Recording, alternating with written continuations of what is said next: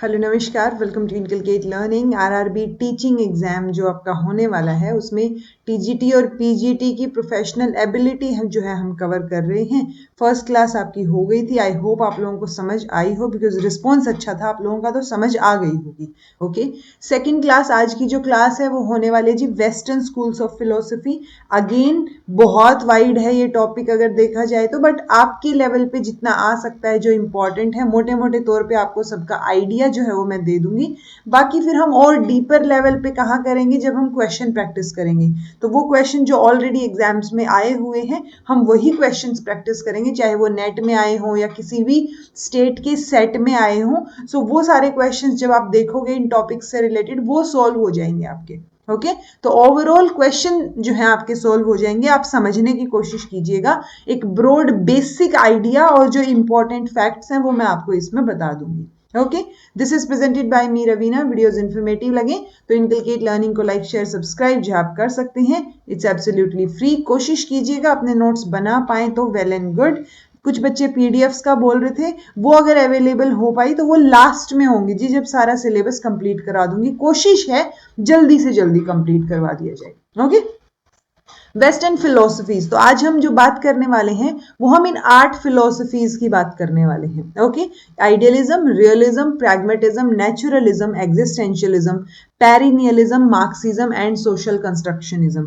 तो इतना अगर आपको पता है इन चीजों के बारे में, तो अगर कुछ नया वर्ड आ भी गया तो भी आप एलिमिनेशन मेथड से चीजों को सोल्व कर लेंगे। ओके, सबसे पहले आता है जी आइडियलिज्म। जितनी भी फिलोसफीज हैं, जिन जिन के इंपॉर्टेंट हैं, एटलीस्ट उनके तो फादर आपको याद रखने हैं। प्लेटो नाम याद रखिए, फादर ऑफ आइडियलिज्म। इन्होंने जो है आइडियलिज्म का जो व्यू है वो अपनी बुक में प्रेजेंट किया था। इनकी बुक का नाम है द रिपब्लिक। ये बुक का नाम भी कई बार पूछा जाता है कि ये बुक किसने लिखी है। ओके, तो प्लेटो ने लिखी है जी। अल्टीमेटली आइडियलिज्म में आपको नाम समझ आ रहा होगा, आइडिया, सारा का सारा फोकस आइडियाज पे है। जो ये बोलते हैं ना मैटर और सोल, तो ये सोल पे फोकस करते हैं कंप्लीटली। माइंड एंड थॉट्स जो है वो रियल है बिल्कुल। द आउटलुक जो है आइडियलिस्ट का वो स्पिरिचुअल है। अल्टीमेट जो आपकी रियलिटी है वो स्पिरिचुअल ही है। ये स्पिरिचुअलिटी पे ही फोकस करते हैं, ठीक है। और माइंड और थॉट्स यानी आइडियाज को ही रियल मानते हैं। ये जो भी कुछ है वो आइडियाज ही हैं, उससे ऊपर कुछ नहीं है। सो अल्टीमेट रियलिटी हमारी स्पिरिचुअलिटी आ गई, यानी कि ये भगवान में विश्वास रखते हैं और ये मानते हैं कि यूनिवर्स जो है वो भगवान ने बनाया है। तो ये आइडियलिस्ट मानते हैं, यानी आइडियलिज्म की फिलोसफी को मानने वाले लोग इस तरीके की बातों में बिलीव करते हैं। इनका मानना होता है कि जो स्पिरिचुअल वैल्यूज है ना वो इटर्नल है और वो कभी चेंज नहीं होती। ओके, एब्सोल्यूट वैल्यूज हैं वो, और उन वैल्यूज में ये 3 वैल्यूज आपको याद रखनी है। ट्रुथ, ब्यूटी, गुडनेस, यानी सत्यम, शिवम, सुंदरम। ठीक है, तो ये 3 बेसिकली फाउंडेशन है। और जब हम ये आइडियलिज्म की एजुकेशन के लेवल पे बात करते हैं तो करिकुलम में भी मेन फाउंडेशन जो है वो ये सत्यम, शिवम, सुंदरम वाली वैल्यूज को ही रखा जाता है। ओके, तो ऑब्वियस सी बात है, जब स्पिरिचुअलिटी की बात कर रहे हैं तो जो लॉज हैं, स्पिरिचुअल लॉज को ही ये यूनिवर्सल मानते हैं। ठीक है, यानी ये चाहेंगे कि स्पिरिचुअल डेवलपमेंट पे फोकस किया जाए। तो मेजरली एम क्या होगा एजुकेशन का? कैरेक्टर डेवलप करना, सेल्फ रियलाइजेशन डेवलप करना बच्चों में। अब वो सेल्फ रियलाइजेशन कौन डेवलप करेगा? टीचर डेवलप करेगा। यानी टीचर की पोजीशन को सबसे हाई माना गया है। यहाँ टीचर को प्राइमरी माना गया है, बच्चे को सेकेंडरी माना गया है। टीचर जो है वो एक गाइड की तरह बिहेव करेगा, डायरेक्ट करेगा, बच्चों को सजेस्ट करेगा और सिचुएशन को कंट्रोल करेगा। ओके, सो आइडियलिज्म का सारा फोकस आइडियाज के अराउंड घूम रहा है, उससे बियॉन्ड किसी भी चीज को ये नहीं मानते। ओके, अब कुछ एक नाम है जिनमें से आप जितने याद रख पाओ वो आपके लिए हेल्पफुल होगा, जैसे सोक्रेटिस, प्लेटो, डिस्कैरेट्स, ये स्पिंजो, बर्कले, ये तो कुछ एक कांत, इमैनुअल कांत, ये कुछ एक नाम अगर याद होंगे तो आपके लिए हेल्पफुल होंगे।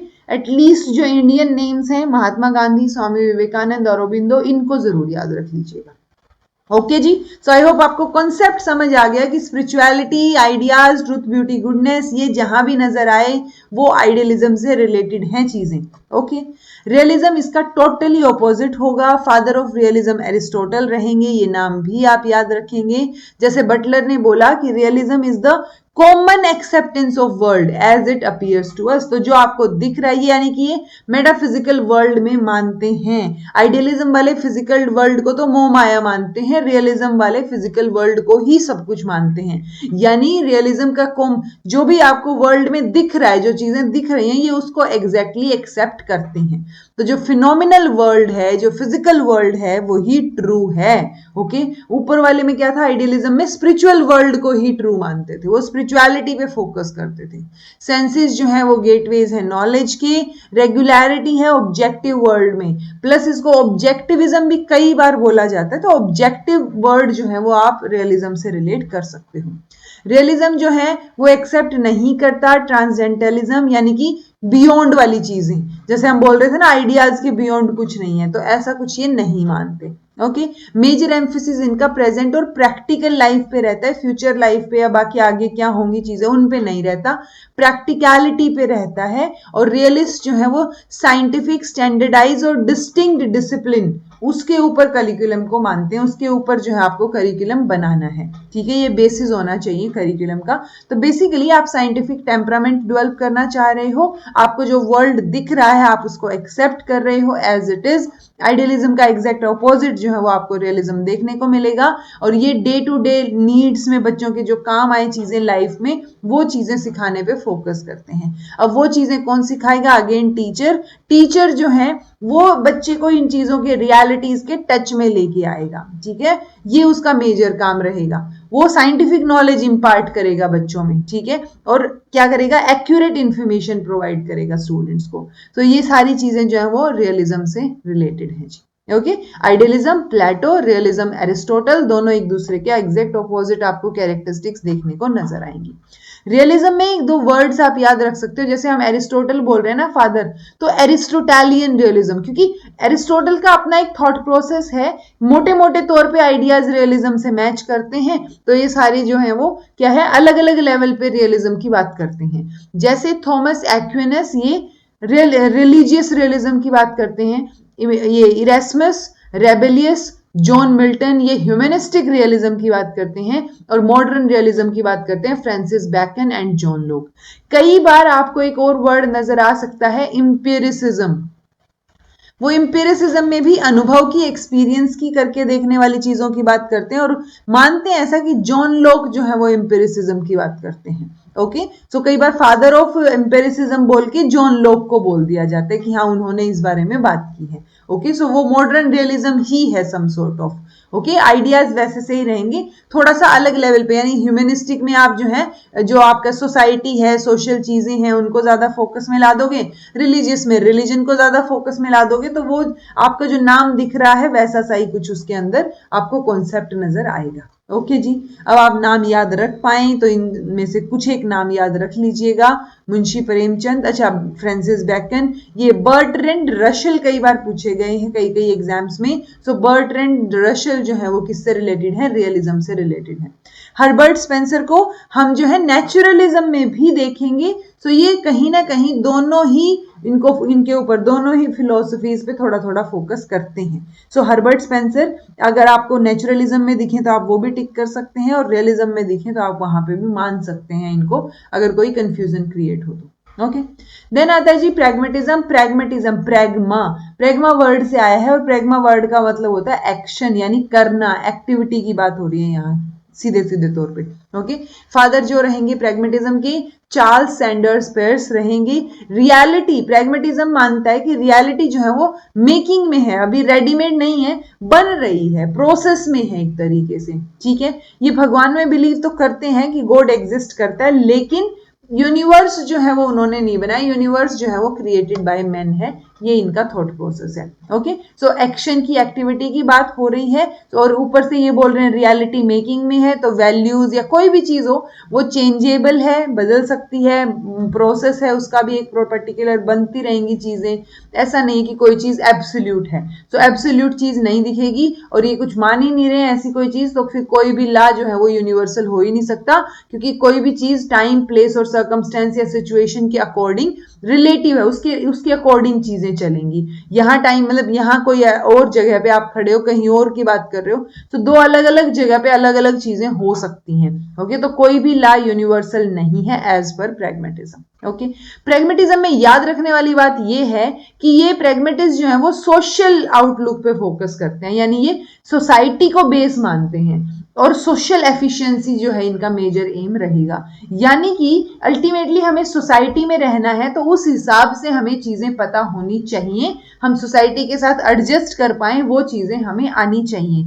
ये प्रैग्मेटिज्म का कहना है और ये फोकस का पॉइंट इसलिए भी है क्योंकि जब हम नेचुरलिज्म की बात करेंगे वो सोसाइटी पे फोकस नहीं करते हैं, इनफैक्ट वो सोसाइटी से दूर रहने की बात करते हैं। ओके, तो सोसाइटी पे कौन फोकस करता है? वो प्रैग्मेटिज्म फोकस करता है। एम क्या रहेगा एजुकेशन का? वो डायनामिक रहेगा नेचर के हिसाब से, अगेन डायनामिक है नेचर में क्योंकि चेंज होएंगी चीजें, अगेन क्योंकि प्रोसेस में है, चीजें बन रही हैं। लर्नर्स जो है वो हैंड्स ऑन एक्टिविटीज से सीखते हैं, तो जो ऑब्जर्वेशन से सीखेंगे तो मेजरली हम एक्टिविटी मेथड को ही प्रेफर इसमें करते हैं। मेजर नाम चार्ल्स सैंडर्स पियर्स तो आप याद रखेंगे ही, विलियम जेम्स और जॉन ड्यूई को आप नहीं भूलेंगे जी। जॉन ड्यूई ने काफी प्रोपेगेट किया है और प्रैग्मेटिज्म में काफी फेमस नाम है जॉन ड्यूई का। अगर आपको याद हो तो लास्ट क्लास में हमने दो चीजों की बात की थी, एक था ट्राइपोलर प्रोसेस, एजुकेशन को बोल रहे थे हम, और एक बोल रहे थे बाइपोलर प्रोसेस। ठीक है, सो बाइपोलर किसने बोला था? जॉन एडम्स ने बोला था, और ट्राइपोलर प्रोसेस अपने जॉन ड्यूई ने बोला था। तो ये जॉन ड्यूई नाम जो है वो काफी पॉपुलर है, आपको पता होना चाहिए कि ये प्रैग्मेटिस्ट हैं, बहुत बार पूछा जा सकता है, ये पूछा गया है एक्चुअली। ठीक है, तो एजुकेशन को ये ट्राइपोलर प्रोसेस बोल रहे हैं जिसमें स्टूडेंट, टीचर और सोसाइटी आ जाएगा। मैंने आपको बताया था थर्ड ऑप्शन में सोसाइटी, करिकुलम, कोई भी चीज हो आप उसके साथ जा सकते हैं, बट मेजरली सोसाइटी रहेगा। ओके, जॉन ड्यूई की एजुकेशनल फिलोसफी को जो है इसीलिए क्योंकि ये भी करके या लर्निंग बाय डूइंग पे फोकस कर रही हैं, सो एक्सपेरिमेंटलिज्म, फंक्शनलिज्म, इंस्ट्रूमेंटलिज्म, ऑपरेशनलिज्म, प्रैक्टिकलिज्म, प्रैग्मेटिज्म, प्रोग्रेसिविज्म भी बोला जाता है। तो इन सारों में ही आपको एक्टिविटी पे ज्यादा फोकस देखने को मिलेगा। एक बुक है जॉन ड्यूई की जो अक्सर पूछ ली जाती है कि डेमोक्रेसी एंड एजुकेशन बुक किसने लिखी है। बहुत फेमस बुक है, बहुत बार पूछी गई है, छोटे से लेके बड़े एग्जाम तक। ये चीज आप नहीं भूल सकते, इसको आप हाईलाइट करके लिख सकते हो अपने नोट्स में। ओके, देन जी प्रैग्मेटिज्म के बाद आता है नेचुरलिज्म। रूसो को फादर ऑफ नेचुरलिज्म बोला ना, प्रैग्मेटिज्म के बाद नेचुरलिज्म। ठीक है, सो फादर ऑफ नेचुरलिज्म जो है वो रूसो रहेंगे, और रूसो काफी, जैसे वहां जॉन ड्यूई फेमस है वैसे ही नेचुरलिज्म में रूसो फेमस है। रूसो ने एक्चुअली कई बार बोल दिया जाता है जोला करके हैं, वो हैं नेचुरलिज्म के फाउंडर या जो है फादर, बट आप दोनों का ही नाम याद रखिए। अगर आपको रूसो नहीं मिले तो आप इसका नाम भी टिक कर सकते हैं, वैसे यूजुअली ये नाम आता नहीं है टिक करने में या ऑप्शंस में, हमेशा से रूसो ही आता है नेचुरलिज्म से रिलेटेड, तो वो आपको पता होना चाहिए। रूसो का मानना है या फिर नेचुरलिज्म का मानना है, लगा लो, तो बेसिकली आप इनको ना सिनोनिमस मान सकते हो कि नेचुरलिज्म मतलब रूसो, आप रूसो का नाम नहीं भूल सकते। ओके, तो रूसो का कहना है कि नेचर जो है वो ही रियलिटी है। जैसे हम आइडियलिज्म में बोल रहे थे आइडियाज ही रियलिटी हैं, जो भी हैं आइडियाज से ऊपर कुछ नहीं है, वैसे ही यहाँ पे नेचुरलिज्म में नेचर से बढ़ के कुछ नहीं है जी, नेचर ही रियलिटी है। प्रैग्मेटिज्म में हम यूटिलिटी पे फोकस करते हैं, चीजों पे करने पे फोकस करते हैं, एक्शन पे फोकस करते हैं, यहाँ पे फोकस, और इसीलिए प्रैग्मेटिज्म में चीजें चेंज हो रही है, रियलिटी मेकिंग में है, प्रोसेस में है, तो वहां पे कोई भी यूनिवर्सल लॉ है भी नहीं। आइडियलिज्म में हम फोकस कर रहे थे स्पिरिचुअलिज्म पे, नेचुरलिज्म में हम फोकस कर रहे हैं फिजिकल एंड नेचुरल लॉज पे। ओके, तो आउटलुक कैसा हो गया? मेटेरियलिस्टिक है, जो चीजें दिख रही हैं नेचर के करीब रहने को ये फोकस करते हैं। नेचर जो है वही बेस है, जैसे प्रैग्मेटिज्म का बेस सोसाइटी था। ये फॉलो द नेचर के स्लोगन को फॉलो करते हैं कि हाँ नेचर की तरफ आपको आगे बढ़ना है। और ये जैसे उसमें था ना, प्रैग्मेटिज्म वाले बोल रहे थे कि एग्जिस्टेंस तो है गॉड की, बट फिर भी क्रिएशन जो है वो किसी आदमी ने ही बनाया है धरती को। तो यहाँ पे क्या है कि यूनिवर्स की क्रिएशन जो है वो नेचर को मानते हैं, nature is not equal to God. Okay, तो इसलिए ये वैल्यूज, सोल, गॉड, रिलीजन, इन सब में बिलीव नहीं करते हैं। ओके, एम्फेसाइज करते हैं ऑटोनोमस डेवलपमेंट ऑफ इंडिविजुअलिटी।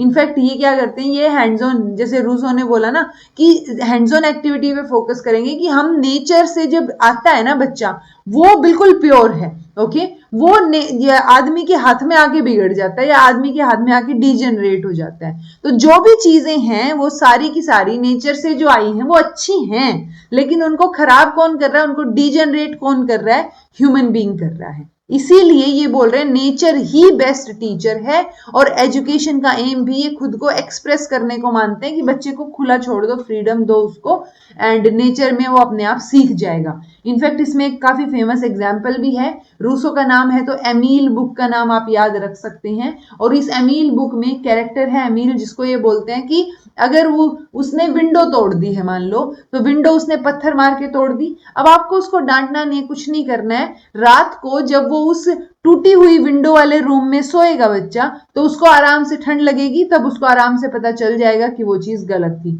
तो बेसिकली ये कॉन्सिक्वेंसेस से सीखने को कह रहे हैं कि अपने आप नेचर सिखा देगी। तो अल्टीमेट फोकस नेचर पे है। ओके, अब नेचुरलिज्म वाले ऑब्वियसली नेचर पे फोकस है, तो कोई भी फिक्स करिकुलम आपको नजर नहीं आएगा। ऐसे ही प्रैग्मेटिज्म में भी कोई फिक्स करिकुलम नहीं है, चीजें चेंज होती हैं। ओके, रूसो का नाम आते ही आपको वर्ड नेगेटिव एजुकेशन का मतलब पता होना चाहिए। ये नेगेटिव एजुकेशन वर्ड किसने दिया, रूसो ने दिया। नेगेटिव एजुकेशन का मतलब क्या है, ये ऊपर वाली लाइन से ही मतलब निकलेगा, क्योंकि रूसो बोलते हैं ना कि जो भी चीजें नेचर के वहां से आती हैं वो सारी प्योर हैं, अच्छी हैं, लेकिन जैसे ही ह्यूमन बीइंग के हाथ में आई या सोसाइटी के पास जाएंगे तो वो डिजेनरेट होने लग जाएंगी। इसलिए ये अल्टीमेट फोकस किस, ये मतलब सोसाइटी से दूर रहने वाली सिचुएशन जो है उसको ये नेगेटिव एजुकेशन बोलते हैं। Okay, so negative education dismiss करती है अथॉरिटी ऑफ टीचर, यहाँ पे टीचर नहीं होगा। Allows the child to develop his nascent, teacher कौन है, नेचर ही है। Okay, develop his nascent mind and values through his own autonomous discovery, तो वो अपने आप ही कर करके सीख जाएंगे। जब अपने आप सीखने पे फोकस है तो ऑब्वियसली बुकिश नॉलेज को ये अपोज करते हैं।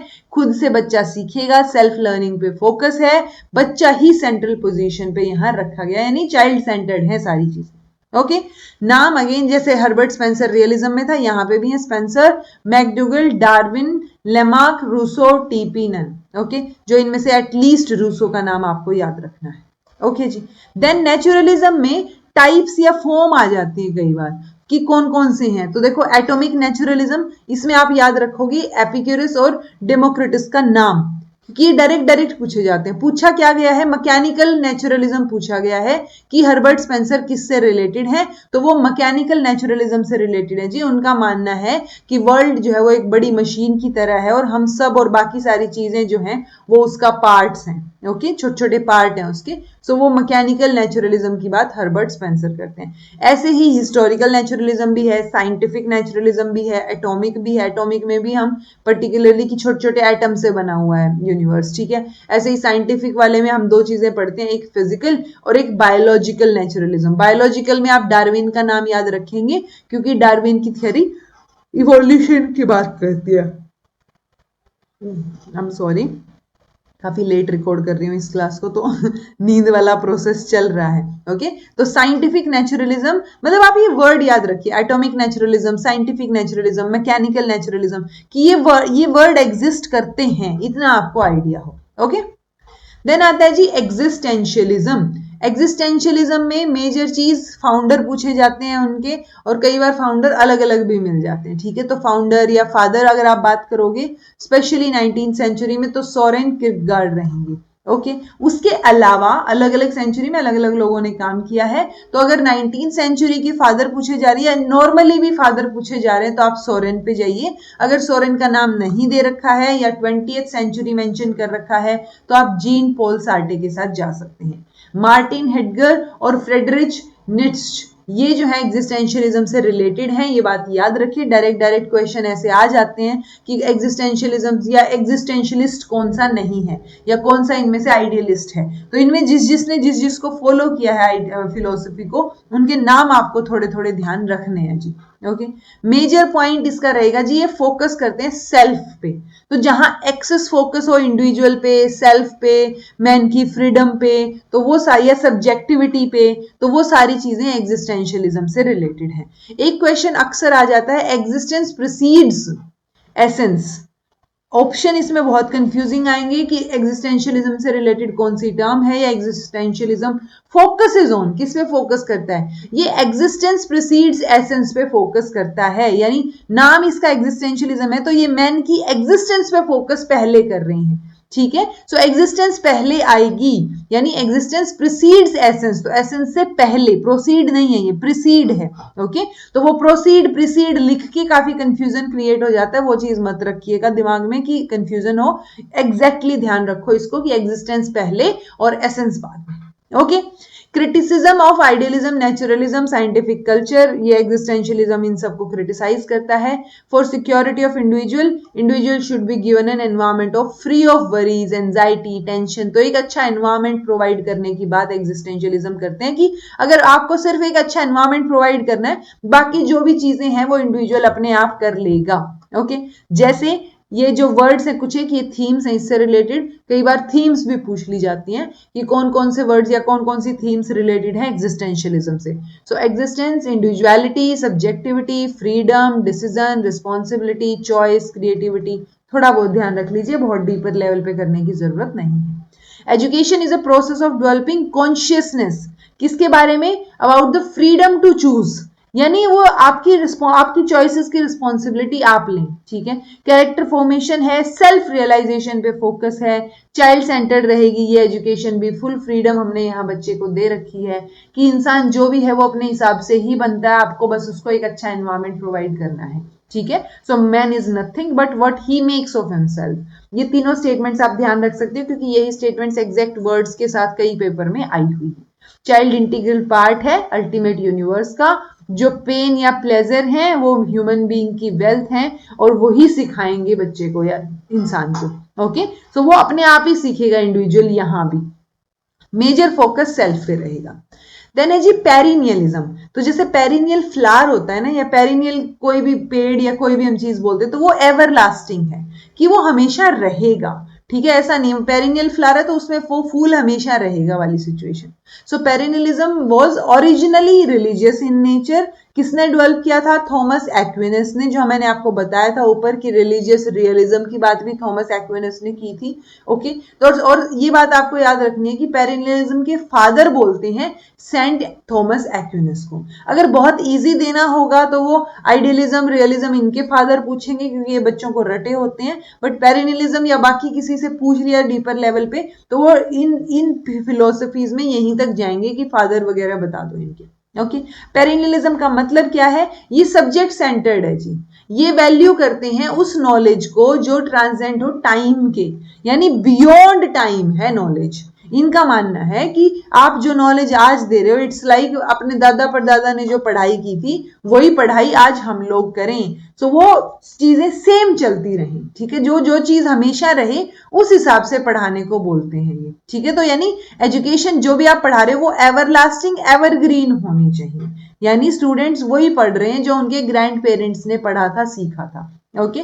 टीचर सेंटर्ड रहेगी, सब्जेक्ट सेंटर्ड रहेगी, लाइफ लॉन्ग लर्निंग और एजुकेशन सिस्टम, ये कॉन्स्टेंटली इवॉल्विंग एजुकेशन सिस्टम पे ये फोकस करते हैं, ठीक है, हाँ, लाइफ लॉन्ग लर्निंग को प्रमोट करते हैं। फिलोसफी, लर्निंग विदाउट एजुकेशन, ठीक है। तो मेजर आइडिया इसका एजुकेशनल पेरिनियलिज्म की जो फिलोसफी है वो लर्निंग विदाउट एजुकेशन वाली चीज रहेगी, जिसमें मेजरली हम यही चाह रहे हैं कि अल्टीमेटली आप जो पहले सीख रहे थे वही अब सीख रहे हो, ओके। बट वो उसमें भी कांस्टेंट इवोल्यूशन की बात करते हैं, ओके। तो वो एवरलास्टिंग भी हो और प्रैक्टिकली यूज भी हो पाए उसकी बात कर रहे हैं ये, ठीक है। यानी कि जो स्किल्स पहले आपने सीखी हैं वो आपको इस तरीके से एजुकेशन डिजाइन करनी है कि जो स्किल्स पहले सीखी थी वो आगे भी चलती रहे, वो इररेलेवेंट ना हो फ्यूचर में जाके, वो रेलेवेंट ही रहे और सालों साल तक जो है वो चीजें चलती रहें, ओके। तो ऐसे आइडियाज पे फोकस करते हैं ये हैं जी इनके एजुकेशनल लीडर्स के नाम। थॉमस एक्विनस के अलावा आप याद रख सकते हैं इनमें से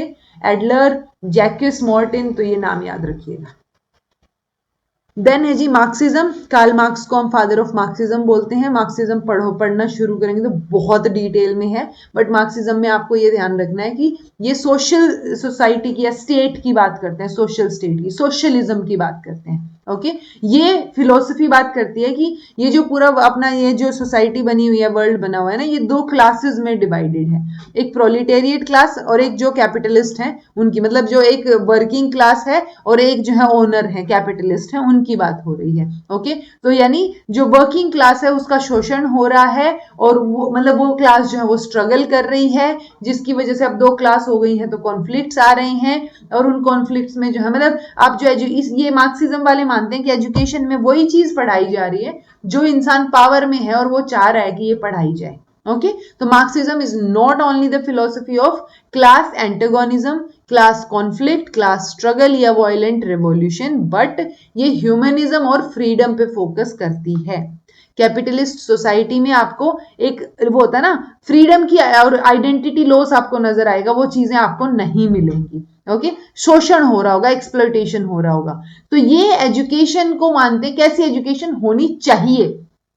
एजुकेशन जो है वो सोशल ग्रोथ और इकोनॉमिक प्रोडक्शन में हेल्पफुल रहे, वो एजुकेशन होनी चाहिए, जो कि नहीं है, ऐसा इनका मानना है कि जो एजुकेशन दी जा रही है वो पावरफुल लोगों के द्वारा जो उनको डालना है लोगों के दिमाग में वो चीज दी जा रही है। ओके जी सो आप क्लास स्ट्रगल, दो अलग अलग classes, working class, capitalist class, वो सारी चीजें मार्क्सिज्म से रिलेटेड है। ये इक्वालिटी की बात करते हैं, बराबर बराबर सबको सारी चीजें बांट दो, स्टेट की जो चीजें हैं सारी चीजें स्टेट की होनी चाहिए, तो वो सारी चीजें, वो सारे आइडियाज जो है वो मार्क्सिज्म के हैं। अब मार्क्सिज्म के कुछ एक बेसिक प्रिंसिपल्स हैं जो आपको एटलीस्ट नाम याद हो, ताकि देखते ये आइडिया हो कि ये मार्क्सिज्म से रिलेटेड है। ओके जैसे dialectical materialism, historical materialism, theory of surplus value, class struggle, revolution, dictatorship of proletariat, जिसमें ये प्रोलिटेरिएट की डिक्टेटरशिप की बात करते हैं। ठीक है प्रोलिटेरिएट कौन होंगे? जो वर्किंग क्लास है उसकी, communism and theory of elimination. So ये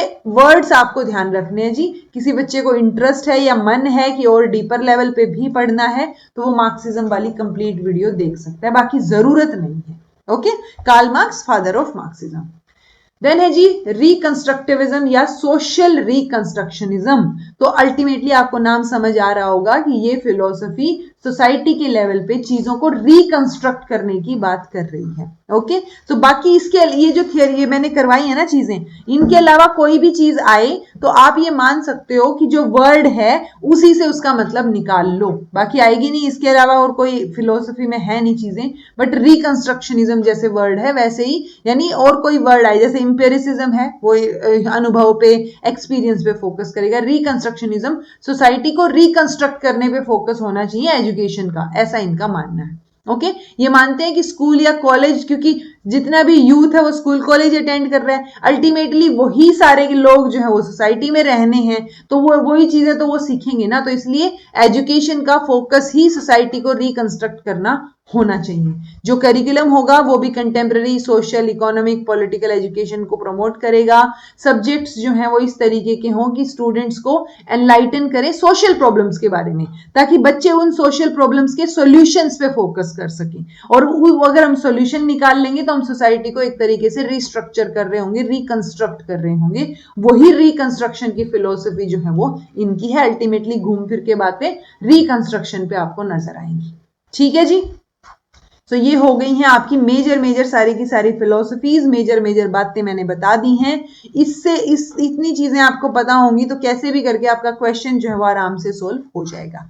बाकी हम एम्पल अमाउंट ऑफ मतलब बहुत सारे क्वेश्चन जो प्रैक्टिस करेंगे तो वो आप जो है आपके लिए बेनिफिशियल रहेंगे, जितने भी एग्जाम्स में आए हुए हैं वहां से आपके और एक आधा पॉइंट बचा भी हो तो वो क्वेश्चन के थ्रू कवर हो जाएगा। Okay So this was all about today. Thank you so much for watching. कल की क्लास में हम कोशिश करेंगे कि थिंकर्स जो है वो इंडियन और वेस्टर्न दोनों ही थिंकर्स को कंप्लीट कर लें। ओके अगर ज्यादा थिंकर्स मुझे इंपॉर्टेंट नजर, वैसे तो कोशिश रही क्योंकि 15 एक हैं, 10-15 तो है ही मिनिमम ओवरऑल मिला के इंडियन और वेस्टर्न, तो वो थिंकर्स की थिंकिंग आपको पता हो, उनसे रिलेटेड इंपॉर्टेंट चीजें आपको पता हो, वो हम नेक्स्ट क्लास में डिस्कस करेंगे। इस क्लास में कुछ समझ नहीं आया हो तो कमेंट करके पूछिएगा, मैं कोशिश करूंगी नेक्स्ट क्लास में वो चीज कवर अप कर दूं। Okay so this is all about today. Thank you so much for watching. Be happy, keep smiling, subscribe to Inculcate Learning because it is absolutely free, and be consistent in your efforts. Take care, see you in next class.